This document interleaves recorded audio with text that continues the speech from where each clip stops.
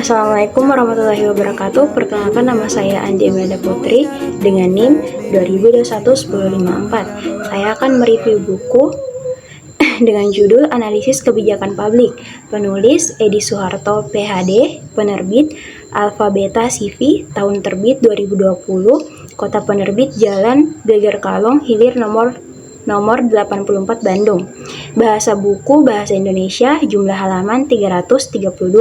ISBN buku 97984332994. Baiklah, saya akan mereview buku analisis kebijakan pada bab 4, yaitu analisis kebijakan publik karya Edi Suharto, membahas secara komprehensif tentang berbagai model kebijakan sosial yang digunakan untuk menganalisis dan merancang kebijakan di bidang kesejahteraan sosial.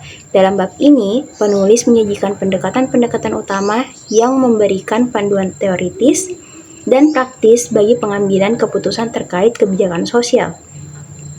Yang pertama yaitu model residual. Model ini memandang kebijakan sosial sebagai mekanisme darurat yang digunakan ketika individu atau keluarga tidak mampu memenuhi kebutuhannya melalui mekanisme pasar atau jaringan sosial pribadi.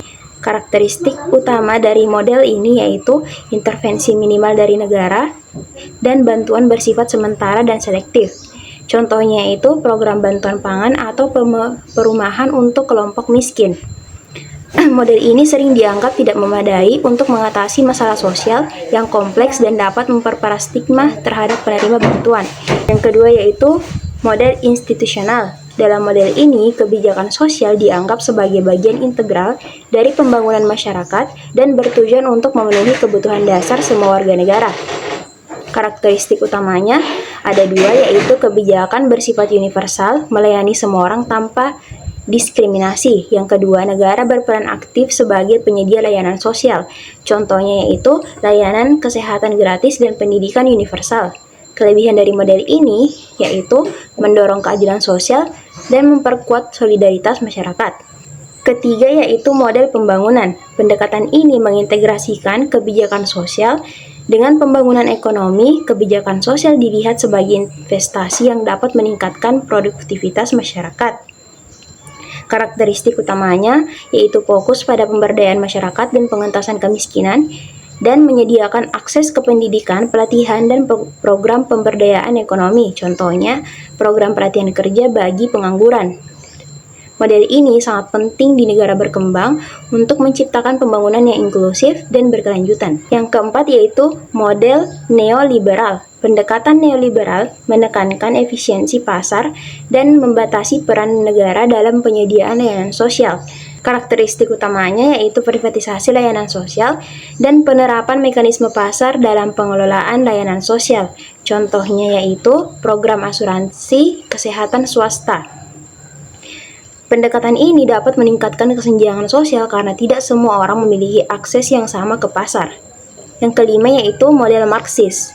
Model ini menyoroti bagaimana kebijakan sosial sering digunakan sebagai alat untuk mempertahankan dominasi kelas tertentu dalam masyarakat kapitalis. Karakteristik utama fokus pada hubungan kekuasaan dan struktur sosial.